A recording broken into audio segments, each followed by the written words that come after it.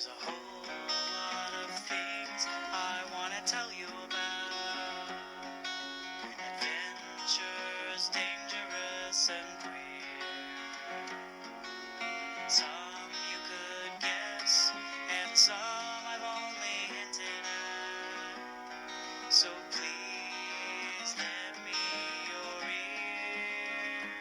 Everyone has a relationship with gender. What's your story? Hello and welcome to Gender Stories with your host, Dr. Alex Taffy. Hello and welcome to another podcast episode of Gender Stories. This is the first podcast episode that we're also recording and putting out on video. So let us know if this is a welcome addition. Of course, you can still listen to Gender Stories on any podcast listening platform and now also on my YouTube channel. So today I am overjoyed, excited, thrilled. You know that I truly, authentically am excited about every guest, but I'm extra excited because I'm here to talk with Coltan Schoenike, who is one of my amazing mentees. Not only are they a therapist in both Minnesota and Wisconsin, a sex therapist, a researcher and doctoral student, they also have a wonderful recipe book for cupcakes called Spread Love and Buttercream. Highly recommend it. I have tried some of the cupcakes recipes and they are amazing. Colton, what am I missing? You do so many things. What else can I say about you apart from like singing your praises? You're really just going to challenge my Midwest humble here. I really am. So, my name is Coltan Schoenike. My pronouns are they, them. As Alex said, I am so lucky and privileged to be one of their mentees. I am a marriage and family therapist and sex therapist, working on my final full licensure for both Wisconsin and Minnesota, hopefully in the coming months. And then I also am a doctoral student in couple and family therapy at Antioch University, New England, in couple and family therapy. And then I'm also a teaching fellow there in their gender affirming clinical practice certificate, which feels really apt. And then, I bake cupcakes sometimes. That's fun. Wrote a book once. That was cool. So. Well, I think the book is delightful and there is more than cupcake recipes in it. And I really recommend you go get Spread Love and Buttercream. But today we're not here to talk about cupcakes. We're here to talk about gender affirming care because both of us are therapists who work with a lot of trans, non-binary, or gender expansive people. And in this current climate, there is a lot of misinformation about gender affirming care. So we wanted to kind of just clear the air a little bit, give you some information from the perspective of two therapists who are gender specialists. I'm a WPATH kind of certified gender specialist and mentor as well. And so we just want to give you some information because there is a lot of misinformation out there. So let's start from what is gender affirming care. How would you define it, Colton, if you had to define gender affirming care?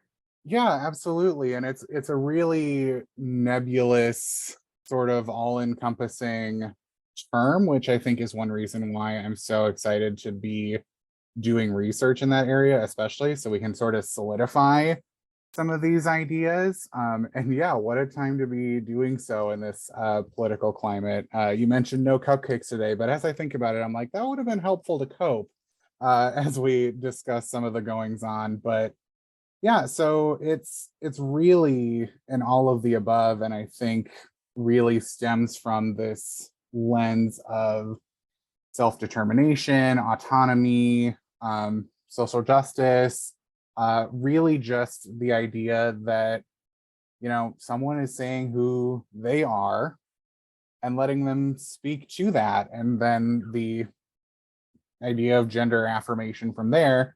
And then, the care component stemming into a myriad of different ways that one may do that. And so there's medical, social, psychological. Obviously, the realm that we specifically work in is mental health care. So we're on the therapy end. But of course, too, as with a lot of the hot button articles, there's also things like hormone and surgery treatments that a lot of people have a lot of feelings about. I I often say that, there's about as many gender experiences and gender identities if we get rid of the boxes and labels and organization and going for closest. There's about as many gender identities as there are people. I'd say the same. There's as many ways to practice gender affirming care as those who need it. I love that. And that I think gets to one of the key points of gender affirming care, right? That all gender identities and expressions are valid. Mhm. It's not just about trans identities or non-binary identities. Really, it's like all identities are valid. If somebody is on a journey of exploration and they decide that their identity is actually to be like a cis man or a cis woman, or even some people identify as cis non-binary or cisgender expansive, like all gender identities are kind of valid and beautiful, and all gender expressions are valid and beautiful. And so it's not just about affirming some genders above others. I think that's a misconception that some Yeah. people have as well.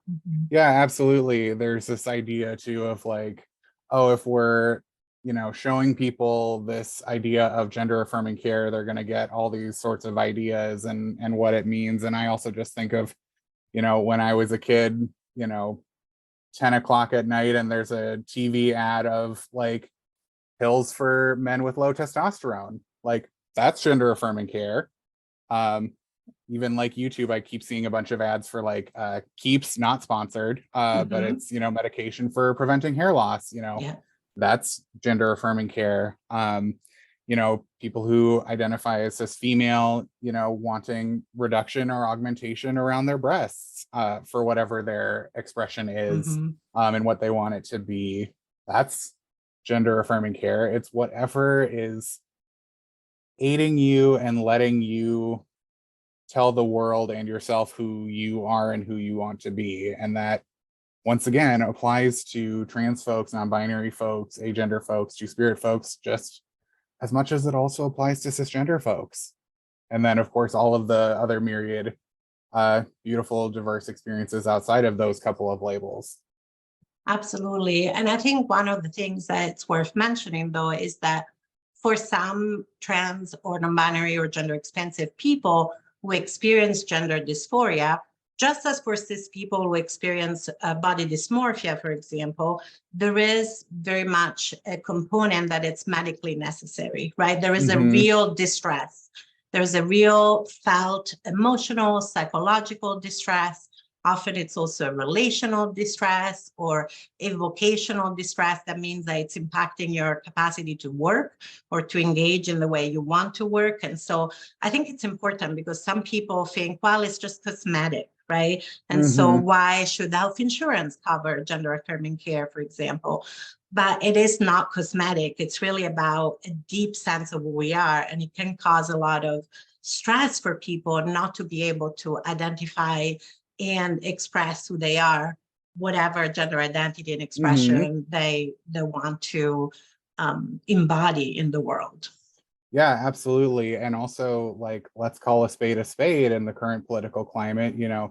There's a lot of talk around passing and things like that. And not to say that passing should be a necessary goal for anyone. Everyone has their own different relationship with it. But for a lot of people, passing is also a safety issue as well. And so gender affirming care can also be to keep people safe if they are presenting in a certain way that, frankly, in current climate, people have some feelings about. These interventions and these things not only are medically necessary for someone's own sense of well-being, but also for some people may help them feel safer as they're navigating the world. Absolutely. It might make the difference between getting a job, not getting a job, which to survive under capitalism, most of us have to do, right? Or being able to, move through the world with some level of confidence and safety, like you said, right?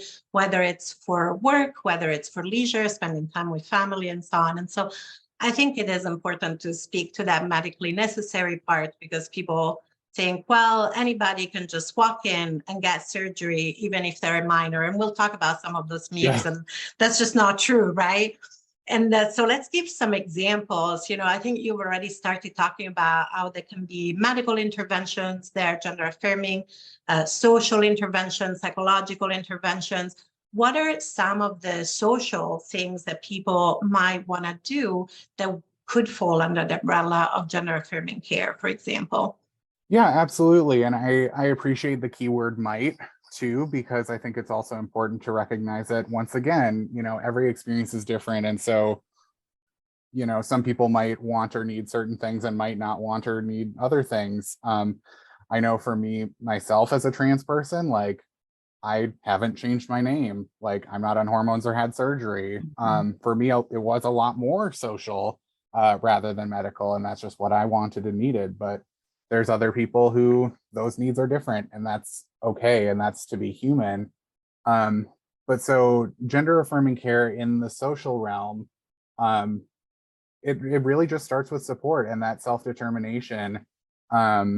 And I think that's one of the things that I get most scared about with a lot of this legislation and the current political climate. A lot of my client base is trans. And so gender affirming care, even in the social component, like one example of social transition is changing your name and your pronouns, if that feels correct for you.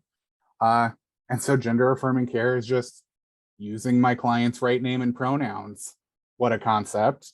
And so I then, know, like I right? said, as someone with a huge client base of trans people, if it were to be banned in the state, like, oh, I can't use my client's correct name because that's banned now and I could get in trouble. What?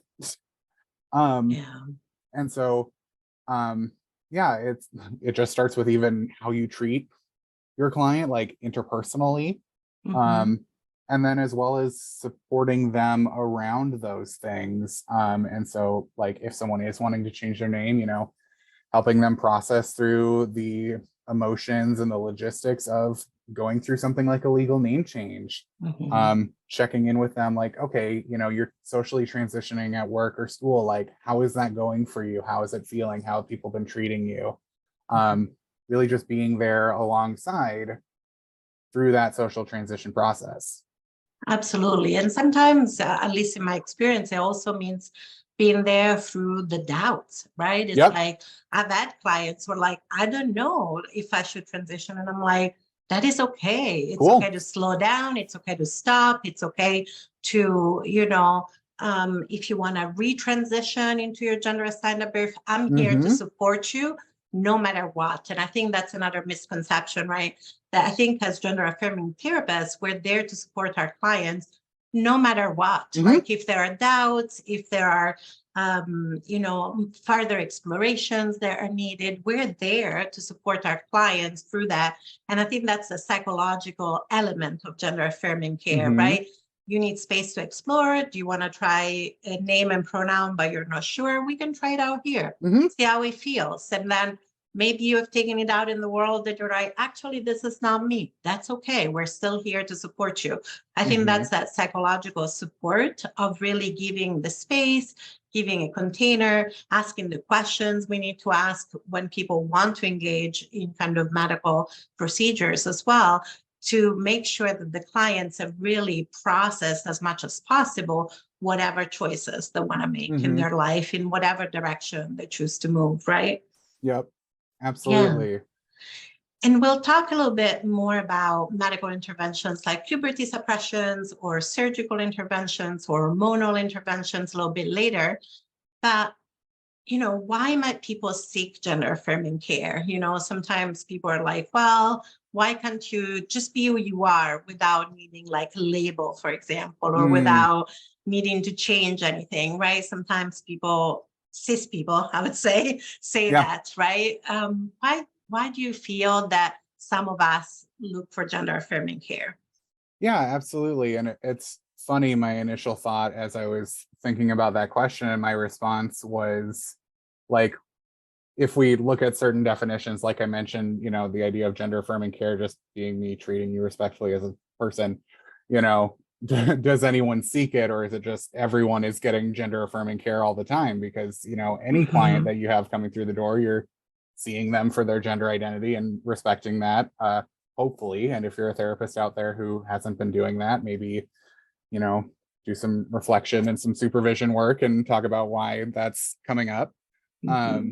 But but more specifically, like why people might seek the more traditional, quote unquote, gender affirming care is needing that space in that container. I think you put it beautifully. And so depending on what that person is needing, that might differ what they're seeking out.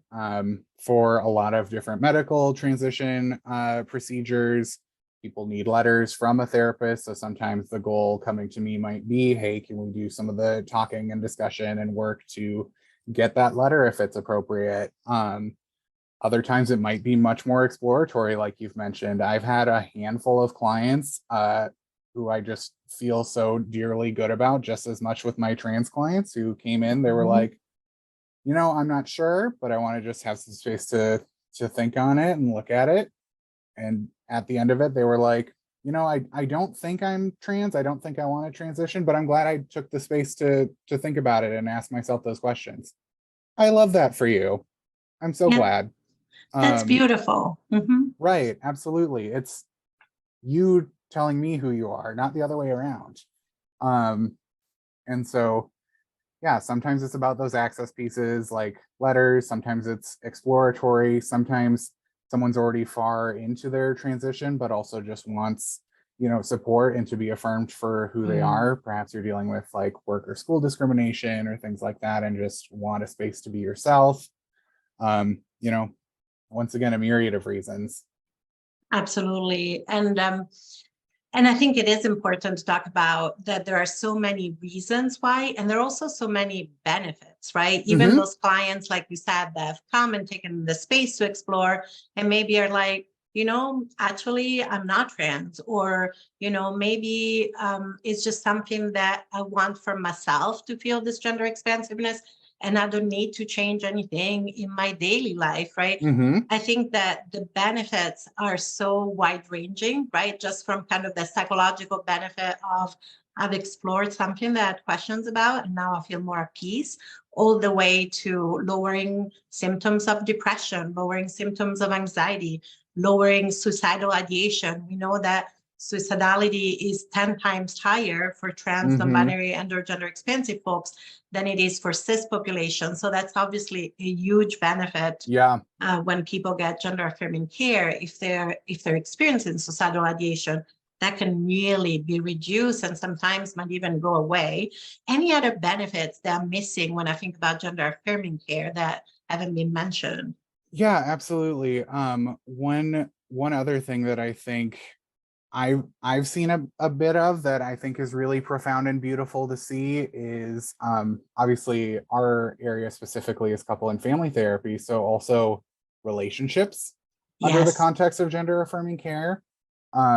I've done a lot of beautiful work and gotten to see a lot of beautiful things where both I can give the person the space to explore as needed, but then also those relationships, if I have a trans kiddo coming in, getting to make that space also for the family to better understand who their kid is saying that they are, and help foster improving that closeness and that relationship, and really being able to be a part of that process. And so it also can bring families and couples and other relational systems together and closer, and a facilitated experience to better understand each other and hear each other and see each other.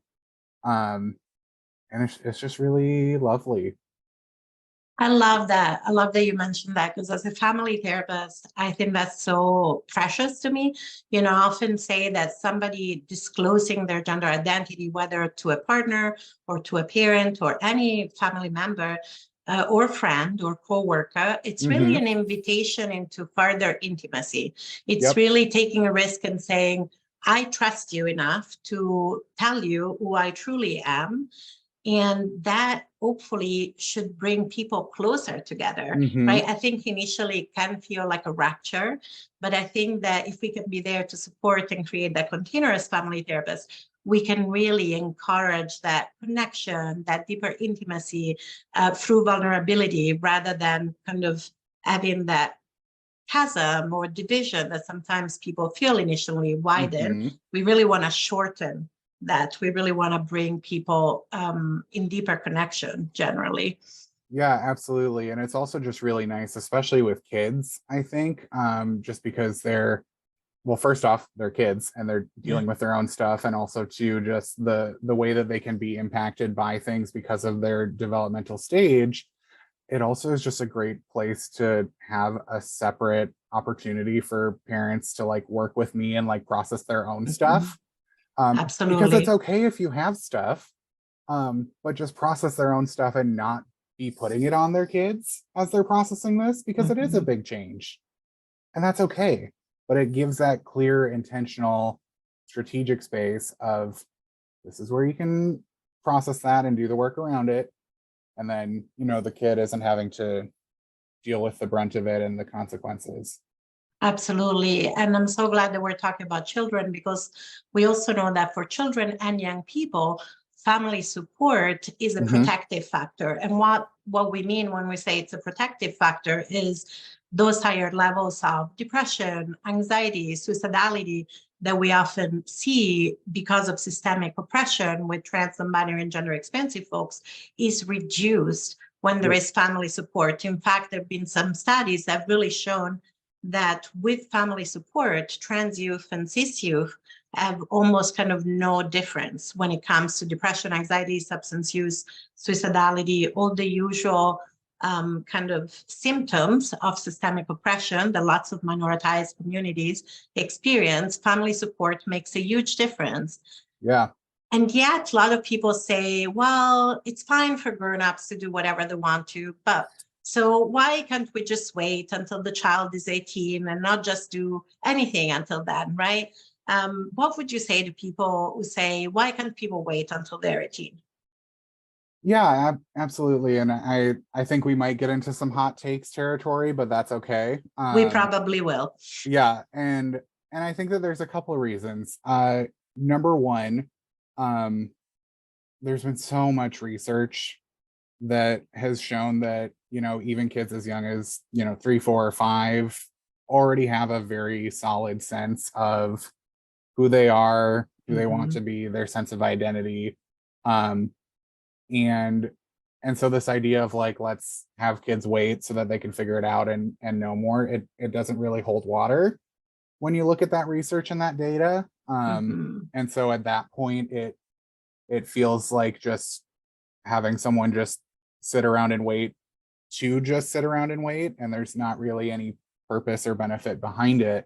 The other thing too that is really important because of that timeline, and thus too is one of the more hot button topics, is puberty.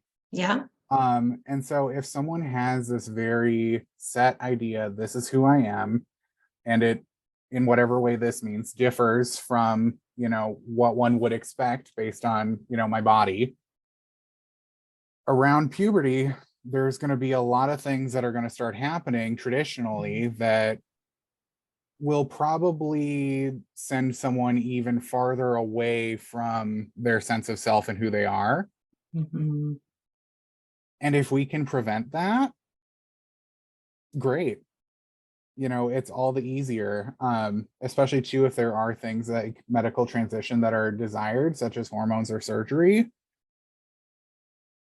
Traditionally speaking, and also binarily speaking as well, there's a lot that you have to sort of undo before you can replace with adults who are transitioning medically. Of course, this is all very overly simplistic. Of course. But you don't have to deal with that if, for example, there's the option of hormone blockers. And so we can prevent some of the puberty and some of the secondary sex characteristics being introduced and debuting that, would create all the more problems for this person. The other thing that's really great about that is, if someone really is not sure, this buys some time. Exactly. And so it's just the pros so monumentally like outweigh the cons. It's just baffling to me. I was doing some reading and also There's been some other podcasts too who have talked about it, like If Books Could Kill, for instance, in their episode about the times war on trans kids. That's really delightful. Well, not delightful, but important. Like, of course, there's always going to be side effects, as with any treatment, and there is some reading and some data to show that, you know, there might be like bone density concerns, for instance, with hormone blockers. First off, there's not nearly enough longitudinal data to actually confirm any sort of severe causality. And also, too, if that's the case, okay, you know exactly what's likely to happen, so then offset it. Okay, hormone blockers and some calcium. Yeah. Great. Well, Problem exactly. solved. And I think there's actually more data that people think, because Gender Stories has done an episode with the wonderful Dr. Kate Gatford a couple of years ago, who is oversees the gender identity clinic at Children's Hospital here in Minnesota, and they were so eloquent in explaining really from a medical perspective, right, that the pros really outweigh the cons, because our scope of practice is mental health, so we don't want to wonder too much in the medical field. But like you said, it gives children often and young people that space to explore if they're not sure. It buys time, and it can avoid kind of more significant medical interventions later in life if the young person kind of continues on a path of medical transition. And I say if, because not everybody does, right? And the other thing that I was thinking about, why can people wait until they're 18, is you're basically asking a child or a young person to put their life on hold, right? There's so much else that's happening beyond gender. We know that peer relationships are super important when people are young, like school, hobbies, activities, interests, if people are into sports or dance or music, right? You're asking a child or a young person to sacrifice an awful lot just because their gender identity doesn't align with their gender assigned at birth. And I think that often people think about, oh, don't change anything, but not doing anything has an impact, right? And I don't know, as somebody who's transitioned much later in life, in my early 30s, I often think about what would my life have been like if I transitioned sooner, if I'd had like my whole life to be myself. Yeah, absolutely. It, like, not choosing is still choosing. Exactly. And I think people don't think about that. Yep, absolutely. And yeah, like, as a kid, like, if you're not doing those things, like, as you, like, you're being asked to pretend to be someone else until you're 18, and then just switch it off, which that's not how growing and developing and personality development and all that stuff works.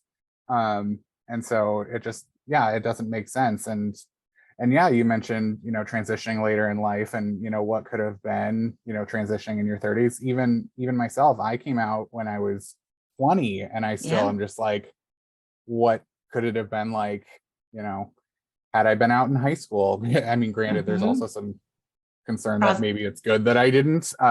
Pros and cons, right? Pros and cons, yeah, absolutely.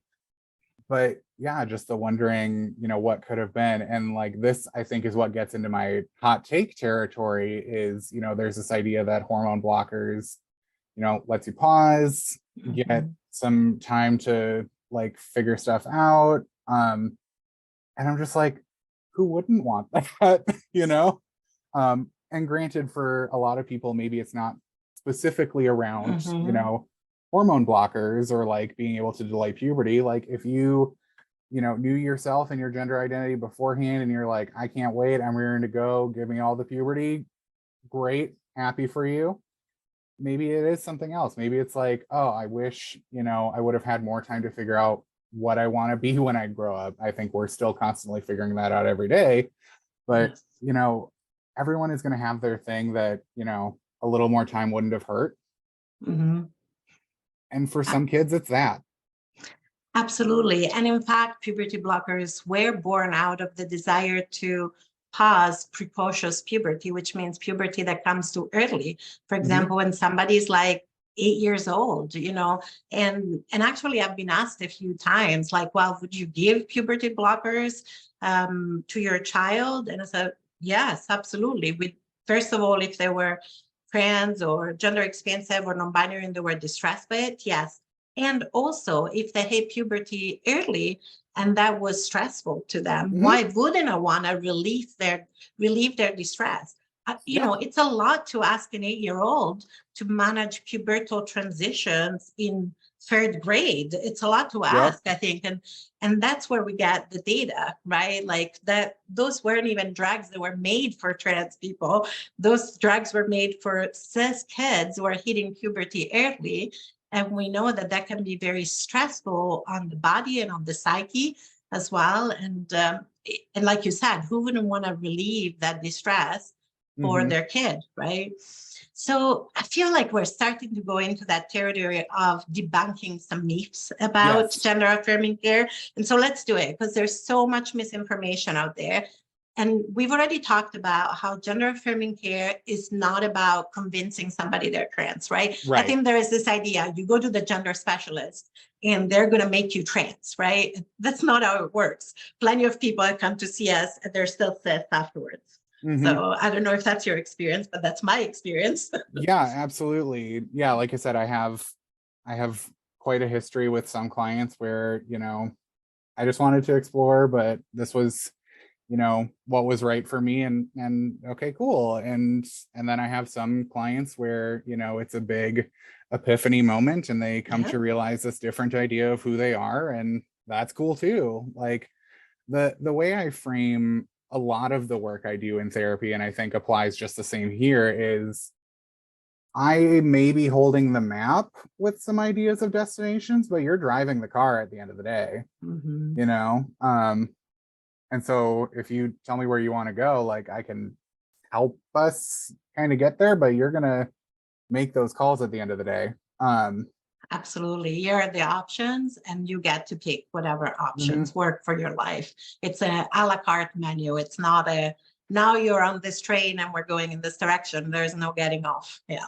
Yeah, it's not at all prescriptive, which is funny because I think that's one of the other myths, not even other, it's just kind of tagging on to what you were saying, this myth that, it is so prescriptive. And in fact, I think that they're instead trying to counter with something that's even more prescriptive than how they perceive gender affirming care as being prescriptive, they being like a lot of these, legislative attacks. And it's funny because I think those prescriptive approaches make all the more problems. Oh, absolutely. And talk about scope of practice, right? We said how important it is to stay within our scope of practice as therapists. And I'm like, I wish politicians would stay within their scope of practice. But that is a whole different conversation, right? Yep, absolutely. But yeah, I was just reading some stuff because I'm working on editing a paper currently just around like gender affirming research practices and things like that. And one of the things that's been a really hot button topic right now is detransition and retransition. And so, those people who decide for themselves for a myriad of reasons, I'm going to switch gears here, whether it's a reverse direction or just a different direction. And in reading some of those papers, one of the things that was really fascinating is like the dogmatic sort of approach and the prescriptive nature, both in what people perceive gender affirming care to be, and then also, frankly, some ways it's had to be with certain things like different standards and what have you, actually makes it worse and brings about more regret. If I'm a trans person, well, I mean, I am a trans person, but a different trans person in this theoretical scenario who's seeking hormones or surgery or what have you, okay, so I'm thinking I might want to explore this, but there's all these rules, there's all this gatekeeping, there's all this like XYZ of what needs to happen for me to be able to approve this or to be approved for this. Okay, am I going to have to start to sort of skew some things or be strategic or intentional in how I'm portraying things to be able to fit the criteria? and people rush into it. And so that's what this Mhm. research was finding that I thought was really interesting, is people, because they feel like they have to fit a certain mold to be able to get the things, Yeah. start to not have as much of the reflection within that they would be able to have if it was just open. Mhm. Because like I said, there's so many different ways to be trans, and thus there should be so many different ways that might maybe qualify for XYZ gender affirming procedure, instead of this like Absolutely. bullet list of, you know, DSM criteria kind of thing. Which is one great way to assess, but it shouldn't be the only. No. Mhm. And so it's like, if we had more freedom and more space to just, you know, explore what's going on for you, what is the true nuanced, messy but beautiful description of your experience. Mhm. And if you tell me that part of that is then needing this thing, and I don't have to, like, you know, count all the boxes it checks, you know, there's often going to be a lot less chances of regret. Absolutely, because there's more space to explore all the things that we do explore with people when they want surgical interventions, right? We talk to them about, hey, have you thought about future reproductive capacity and whether you want to have children? Hey, have you thought about aftercare plan? This is major surgery. Who's going to take care of you? How are you going to make money when you cannot work, right? Have you thought about the impact this might have on your relationships with those around you? Do you understand this is an irreversible procedure, right? We also assess whether somebody's capable of consenting, right? If they're an adult, or whether the family is supportive, if it's a minor, which is much rarer, of course, Yeah. for surgical interventions. And we'll talk about that in a moment. But like you said, when there is that space for exploration, then people are much more grounded in whatever Yep. choice they make, right? And so there is a lower chance of regret. And the regret is so low. It's like 1 to 2%. All the More studies, people regret knee replacements. absolutely, than any kind of gender related surgical intervention. It's 1 to Yeah. 2% is it's actually very successful type Yes. of care in some ways, right? Yeah, and certain numbers I've seen have been even lower too. I saw one study that was like 99.9 or 99.7 numbers.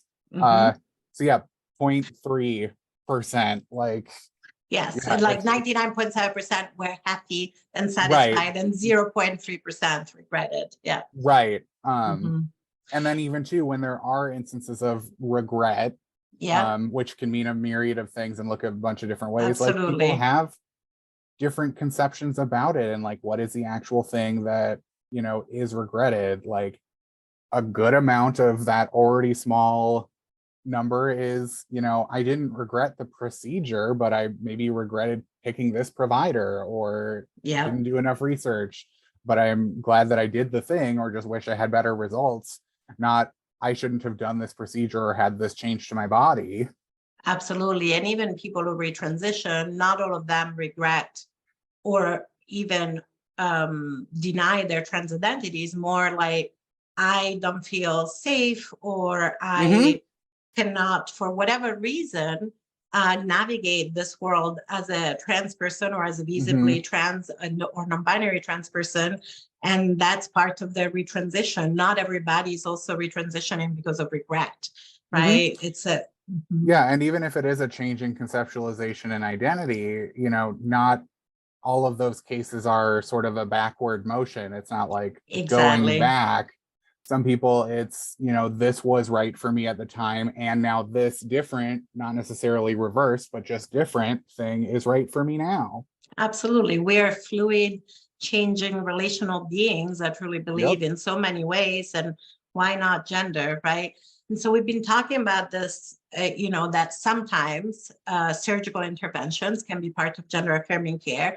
And I think that those surgical interventions get really amplified and leveraged. And there is this idea in the general public sometimes that like 6 or 7-year-olds or young teens are getting surgical interventions. And that's just not true. No. Like 6-year-olds are getting no medical interventions, first of all. Right. Like because even There's nothing to puberty, intervene. there's nothing to intervene. Like even puberty suppression happens at a certain stage of development. And you can listen to the episode with Dr. Gupford, who explains all about the different stages of development. So it usually doesn't happen until puberty starts. And then surgical interventions are usually for adults. And a tiny number of people, I think one of the numbers was like 200 people in the US over the last 5 years got surgical interventions before 18. And usually those people are already 16, 17. So they're pretty Mhm. close to kind of, they have family support. They're pretty close to being a teen. They want to focus on other things in their life, like getting their first job, going to college, going to prom, Yeah, rather than yeah, gender. yeah, absolutely. That's the other thing too, which is more so just a product of the way that our society is structured, for better or for worse. Like when minors do transition, they cannot do that unless those parents are super duper supportive and willing for them to even be able to Absolutely. partake in that. So literally any single minor who is going to be having any sort of gender affirming procedures are literally in the best circumstances for possible success. Yes.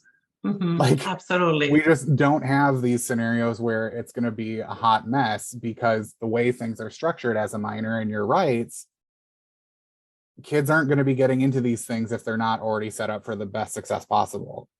Absolutely. And, usually this very tiny number of young people who are usually well over 16, again, they have strong parental support. And also there are people who often have been out as trans since a very young age. Yep. If you've lived as a boy or as a girl or as a non-binary person since you were like 5 or 6 years old, which is, we know when people get a sense of their gender identity, why wouldn't you want to, like, if you keep going in that direction, it makes sense that you're like, I don't want to have to do this while I'm navigating my first job or Mhm. my first year at college or university, Yeah. right? I want to just like Or do in a marriage. or in a marriage, I want to do this major surgery while I'm at home with my parents. I'm being cared for, my caregivers, I have my family support. For those young people, kind of makes sense. And like you said, they have strong family support and they're very scrutinized. There is a Yep. lot of scrutiny, not just by providers, but also by insurance companies. There's a lot of scrutiny that goes on for this tiny, tiny, tiny number of people who undergo surgical interventions before 18. It's also very interesting too. We're getting into hot take territory again, and Of that's course. okay.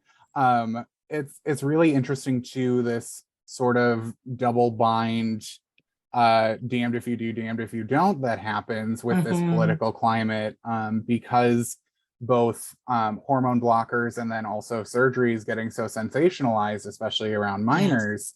And so there's already this idea, we shouldn't have kids on hormone blockers, they can't decide for themselves, they should just decide when they're older, et cetera, et cetera. Mhm. And then we also get the sensationalization about like surgical procedures, for instance. There's a lot of discussion right now of like top surgery and like breast removal as like, Yeah. these scare quotes all over the place, young girls mutilating their Yeah. bodies and all this stuff. And it's just so gross. But then there's just a double bind that happens where it's like, okay, so I'm not going to let the kid do the thing that would prevent necessitating this procedure. And then I'm going to penalize them and criticize them for getting said procedure to correct the thing that was avoidable because I wouldn't let them do hormone blockers. Yeah, exactly.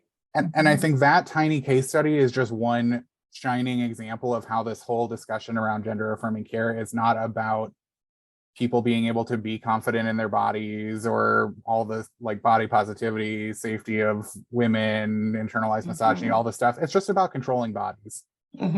Well, and we do see that because it seems to be the same political actors who are behind some of the anti-trans legislations also seem to be wanting to have a say on any reproductive capacity, for example, or which medications should be accessible. Again, talk about going beyond your scope of practice as a politician. And we are totally getting into hot takes territory. So let's stay, sorry, let's stay into the hot take territory and let's talk about something that is controversial, and it came from just like one research study and a couple of papers, but it's really taken hold of the collective imaginary, which is this idea of rapid onset gender dysphoria, ROGD, which has been vastly condemned as not a theory by every reputable professional and psychological like association at this point. But yeah, let's go there. Let's talk about ROGD. Oh God. Okay. I need to be careful here because as I talk about ROGD, I have the tendency to burst into flames. Because it's just so aggravating. Maybe we'll just have some embers rather than Yes. full-fledged like no cupcakes, but maybe we can fire. do some s'mores.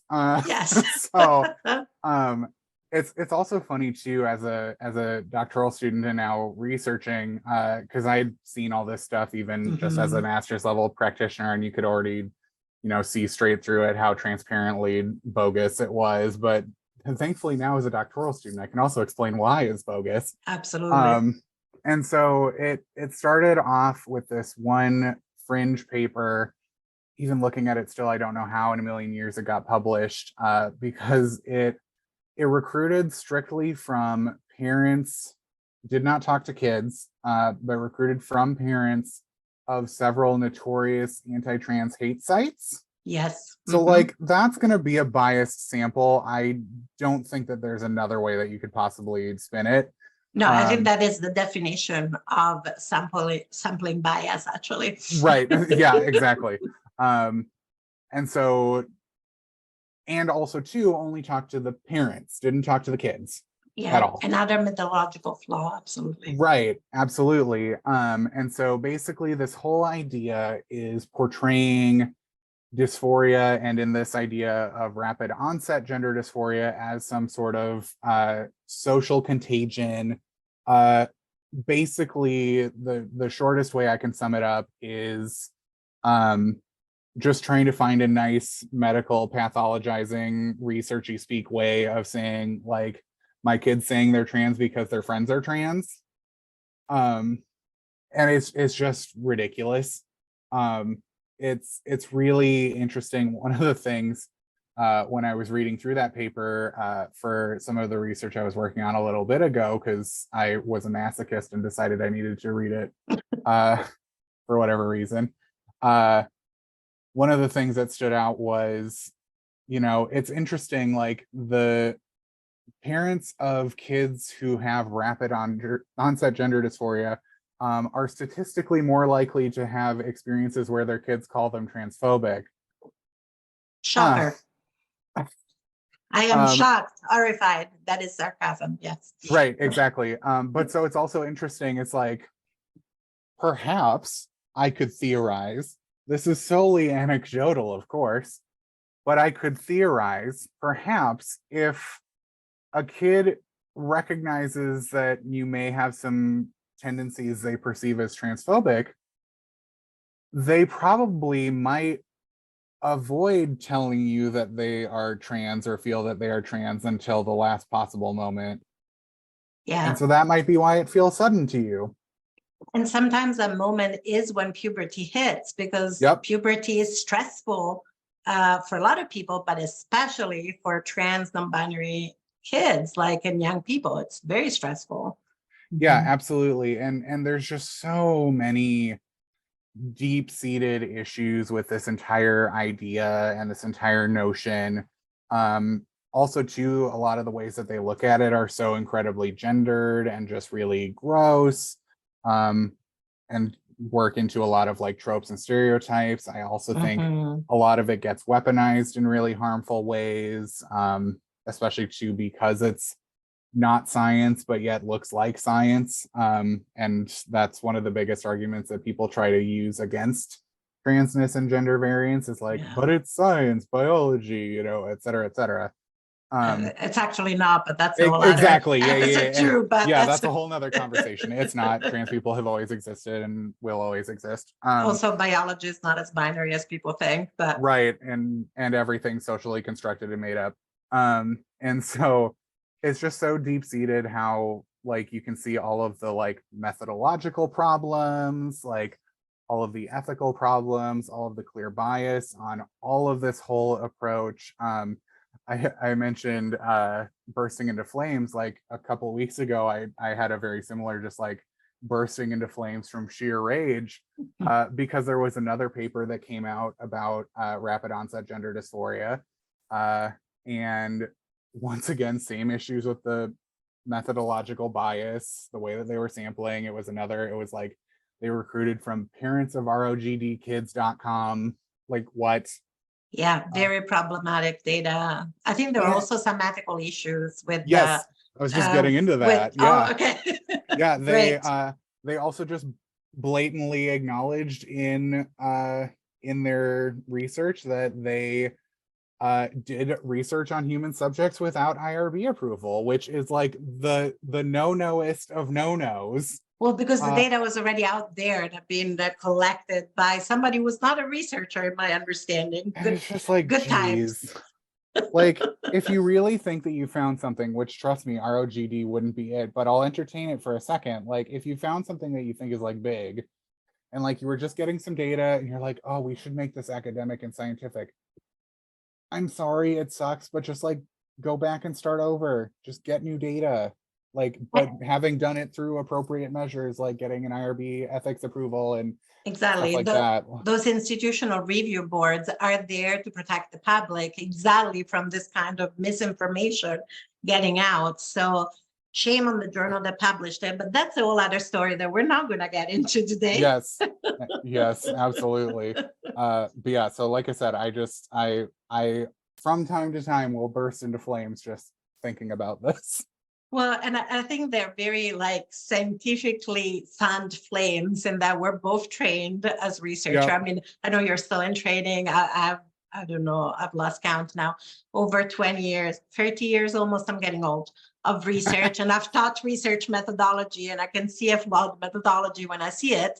But let's not get too technical. I do want to go back to something that you were saying, which I think it's really important, which is if children and young people don't feel safe to tell a parent about their gender identity, they will wait until the last possible minute. So either until the distress is high enough, or even when they've made that sense of themselves, because they're also influenced, right, by this atmosphere that's maybe, if not fully on transphobic, at the very least cisgenderist, which means it views cis identity as inherently better or superior or more normal, in air quotes, than trans identities, right? And there is like a lot of social discourse around, do parents have the right to know if their child is using a different name and pronoun, for example, at school or with their therapist? And this idea that the parent or caregiver has the right, again, in air quotes, to know if their child that's disclosed their gender identity to like a trusted therapist or counselor or social workers or a teacher. What do you think about this idea of the parent's right to know? Yeah, absolutely. And also to discourse is a really nice shorthand for New York op-ed or New York Times op-eds. Yes. Because they've had a lot of feelings about this for a lot of years. And so it's just it's funny once again to like the idea of, if you as a parent feel so strongly that you should be knowing these things about your kids, even just entertaining that as a notion, like what are you doing as a parent to facilitate that space where your kid can come to you? Because also too, like, this is just my bias and my feelings, but that's probably the better way to know things about your kids. I don't think parenting as a surveillance state often tends to go very well. And so hopefully most of the ways that you know things about your kids are them telling you instead of you having to find out. And so, yeah, what environment are you setting up for them to feel like they can tell you safely, no matter how messy, unpolished? We were just in a training this weekend, and one of the phrases I heard a lot that I just really enjoyed is like, this thought is still cooking. Like, what atmosphere are you creating for your kids to be able to tell you, like, hey, this thing is still cooking, but like, here's what I'm thinking about, just having some thoughts before the last minute. And And of course, like I said too, that's even entertaining, the idea if there is this inherent like ordained right to know, which also is a whole nother can of worms. And I think as a parent, and of course too, I'm going to acknowledge my own positionality as not a parent, Mhm. and have not having had that personal experience. But for parents, I think it's probably better and more helpful to know what's going on in your kid's life and for them to tell you those things. But I also think, I don't think always, but I do think quickly these ideas of parental rights around knowing these things about your kid and your entitlement to knowing these things very quickly can transform into discourse that suggests kids as property of parents. Absolutely. And, and I'm a parent as well as a Yeah. family therapist, so I'm going to put my parent hat on. And first of all, I hope that everything that I do as a parent illustrates that I don't think that as a parent I own my children. That I think that's a very challenging way of thinking about parenting, let's say. But also, if either of my children discloses something to another trusted adult, and then I found out later, my first thought is, I'm so glad that you had somebody you trusted that you could tell Mhm. this to. And second, then I will ask myself, have I done anything to make you feel not unsafe or not confident in disclosing this information to me? Not because I'm upset, but because I want to be a better parent. So if there is some feedback that I need to receive as a parent, that somehow I've created an environment where you couldn't tell me something, that's the conversation that I would like to have, not like, oh my God, why'd you tell this person and not me? I'm your parent, right? It would be like, hey, I'm so glad you had somebody you trusted. B, like, is there anything I could have done differently to create a better atmosphere in which you felt safe and confident to disclose whatever it is that you want to disclose to us? And also too, like, is you not knowing something as a parent even automatically a negative value judgment? Absolutely not. There's plenty of reasons. Like, Mhm. as a sex therapist, it was quick into my adult life that I heard from my mom, like, honey, you're making your father uncomfortable at dinner. Like, you know and so, like, there are just things that parents might not need to know, and that's not necessarily an inherent value judgment on them or their safety to tell. Like, maybe they're on the list and just in a different order. Like, one of the Yeah. things that's really big in, like, these op-eds, for example, in the New York Times, is kids socially transitioning at school and whether the school Mhm. is required to tell the parents about that. Yeah, First off, I think it opens a whole can of worms around safety issues with abusive households. absolutely. But even to, like, putting that aside for now and just talking about, like, the right to know and things like that, like, has anyone asked why the kid hasn't told the parents? Like, maybe, and I'm sure that this is not a rare occurrence, like, maybe the kid's just trying it out at school and, like, workshopping it Yeah, before they decide to tell their parents. Like, maybe they're like, hey, I want to just, like, play around with this and see first and have a better idea and be more sure, um because I really care about my parents, and also their feelings toward me are of value to me, and I also don't want to scare them with the ambiguity of me not knowing, so I just want to have a better idea first. Oh my absolutely. god. Like, Yeah, it doesn't have to be a negative. Absolutely. And, as as a parent who's also a sex therapist and where no conversation is off at our dinner table, yep. it's also like, it's okay to let your children and young people have some autonomy of Mhm. exploring. Like, and often when I work with parents, I talk to them and I say, did you ever have something that you wanted to explore for yourself or you wanted to keep to yourself when you were a teenager that you didn't necessarily want to share with your parents? And 99% of parents are like, oh, yes. And I'm like, so your kid also might have had some things. And sometimes one of those things is gender identity that they wanted to, like, cook for themselves or cook with some other people to stay Mhm. with that metaphor until it was ready to be presented to you, right? Because I think it's so easy for parents to feel out of control. And I Mhm. think I wonder if that's one of those things where parents are starting to feel out of control. And Yeah. so they want to regain some form of control on their child. Yeah. And also too, like, once again, not a parent, so this may differ if I were to be in that position, but of the various things that my kid could be hiding from me, good, bad, indifferent, worse, like them trying out a different name or pronouns at school is the least of my concerns. Oh, absolutely. And a lot of people use a different name than their name they were assigned at birth. I mean, even with my eldest, at one point we had a conversation where she was like, I don't like my name. I was like, you can change it if you want to. Yeah. Yeah. It makes me think of this thing I saw a million years ago at this point where, like, names from your parents are a gift. And so, of course, too, if you don't like it, like, parent probably is, well, not even probably, just is valid to have some feelings about that. But all the same, it is a gift, and thus the person is not obligated to keep it. And it's a gift that's given to somebody you don't know yet. Like when I Yes. was choosing the name for my eldest is my only bio kid, so I didn't have a hand in choosing the name of my other Yeah. child.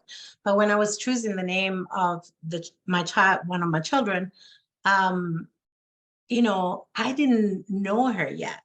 Mhm. And so you make your best guess based on your own needs, your own wants, your own ideas. And then this little being comes into the world and they're themselves. And then they tell you who they are. And sometimes it doesn't match, and that's okay. Like, Mhm. we've given you this gift and we made our best guess that this hopefully will suit you. But maybe it doesn't, and that's okay.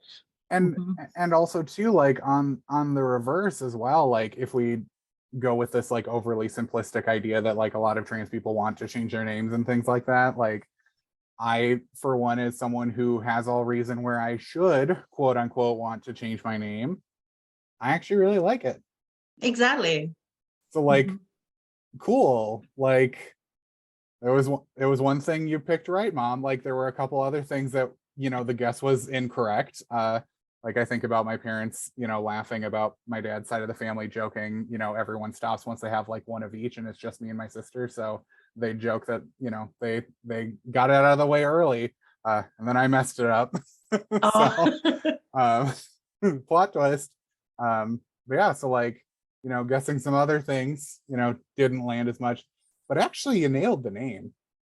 Yeah, there you go. Exactly. And sometimes also when you give young people the option to explore, like with my kid, I was like, yeah, change your name if you want to. They were like, yeah, I thought about it. I don't feel that strongly about it. Yeah, And I'm like, test it cool. out. Exactly. And that goes back into the idea that, like, the number one thing that we can do, if we are really truly concerned about like kids making the wrong decision or regret rates Hmm. or things like that, the best thing that we can do is encouraging, especially around the area of social transition, a safe space to just try it out Absolutely. and just play. Yeah. And it's okay. And you're supported no matter what. You're Yep. loved no matter what. You're supported, cared for no matter what. I feel like we'd have this conversation for a long time, but I want to be Yes. respectful of your time.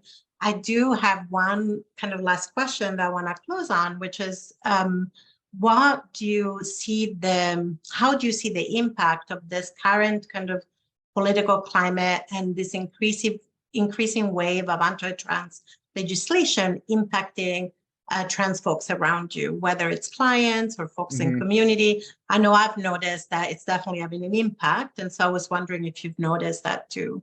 Yeah, absolutely. And seen and lived, of course, from our own lived experience Hmm. as trans people too. And of course I have the unique experience of both being a person of lived trans experience as well as a Yeah, provider of gender affirming care. So this kind of double whammies, personally and professionally. Um, but it's a lot. it is a It's lot. so much and Mhm. it's so heavy. And the thing that particularly bothers me is, like, if we think about privilege and the idea of privilege and the things that people take for granted that they don't have to experience, so many people, in this case, cis people, don't have to wake every day seeing countless news articles, seeing countless videos, treating their legitimacy and right to exist as a political debate. Yes. And that is heavy. And I'm in my late 20s, that already just sucks. And I've been in my gender identity for almost a decade. It sucks. But then I think about the kids dealing with this and having to watch this every day and see this every day, and also see it inform how some people may or may not be treating them, because of course this also just emboldens a lot of bullshit, frankly, in interpersonal relationships and from their peers. And it just is gross. It just gets back to that controlling bodies, deciding that we should tell others who they are instead of us getting to name our own selves literally and metaphorically. Absolutely. Yeah. No, I think about that too. I mean, it gets me down, and I'm in my 50s. I've been out for almost 20 years now as trans. I was like, is it really that long? And I was like, yeah, it's getting there. And well, out to the world 15 years, but there's stages, right, that we go through. If this is heavy for me, and I'm a mental health provider, I have a lot of support at home. I have a caring family, caring partners, caring kiddos. What is it like for a 12-year-old, a 10-year-old, a 13-year-old to be under this barrage of transphobia, especially if they are not supported at home? My heart really breaks when I think about that. Yeah, and as we mentioned before, half the point of the blockers and other things is the fact that kids are already dealing with so much. So then you add all this. Yes. And it just sickens me to my core that so much of the rhetoric around this is around protecting children and for children's well-being and things like that. And it's if you just would read or look at even the littlest bit of science, or talk to a professional, or God forbid, talk to a person, talk to a trans person. I mean, this podcast is called Gender Stories. We all have these stories, and if you would just hear one, with an open mind and open heart, just seeing, trans people are people. It kind of gets into what I was talking about at the beginning too, where it's it's so special getting to provide something as beautiful as gender affirming care, but also at the same time, there's simultaneously this weird thing where there's nothing really special about gender affirming care because it's just care. Shouldn't all care be affirming of who we are? It's just me treating you as a person and letting you say who you are. And so. Yeah. As one of my elders would say, it seems like it's just good manners. Yes. At the very least. Absolutely. Yes. It's just good manners. I always ask, is there anything that we haven't covered that you absolutely wanted to make sure that you talked about in this episode? I think just recognizing that it is really heavy. It's really gross right now. It's a lot. And I think it's a time, not that any time has been any different, but I think just now all the more so, where we have to be scared and brave simultaneously. And so I think to the trans folks listening and other gender diverse folks, just keeping on and knowing that you have community and people around you who love and support you. And then for the cis people and the allies and advocates and accomplices, as my colleague Jong-un likes to say, step the hell up. We need you a lot right now. Call your people, get things happening. I see the story now and again of that like one congressperson who's been filibustering for like 4 weeks now or something. It's just Mhm. like iconic behavior, now is the time to not be quiet and just sit and watch on the sidelines, like get into it. I saw a thing too where it was like, if you claim to be an ally and aren't getting hit by the rocks thrown at us, you're not standing close enough. That's a beautiful way to put it. And so Uh, get it's time closer. to be accomplices, as many Indigenous movement organizers, leaders say, rather than allies, right? Hmm. Absolutely. Well, thank you so much, Colton. It's been such a pleasure to have this conversation with you. If listeners want to get hold of you so you can provide training on gender, or Yeah. to contact you, or to buy your beautiful book, Spread Love and Buttercream, where could they find you? Yeah, so you can find me. My website is just coltanschoenike.com. You probably will struggle to spell it, so just look at the description of the podcast episode. I will put in that in the episode, don't worry. And then, so coltanschoenike.com. And then all the same too, you can follow me at Coltan Schoenike on Twitter. So, yeah, and Instagram. Yes, So. for as long as Twitter lasts, who knows? Yes. So thank you so much again. And for all you listeners, I hope that this episode of Gender Stories was informative. And if you are a cis person who's listening and you want to do more, there are so many ways to engage. And I'll put a couple of those ways to engage and keep up to date with what's happening in the episode description. So thank you again, Colton. What a pleasure to have you. And thank you, listeners and viewers, maybe now that we are on YouTube, for listening or watching this episode. Until next time, bye.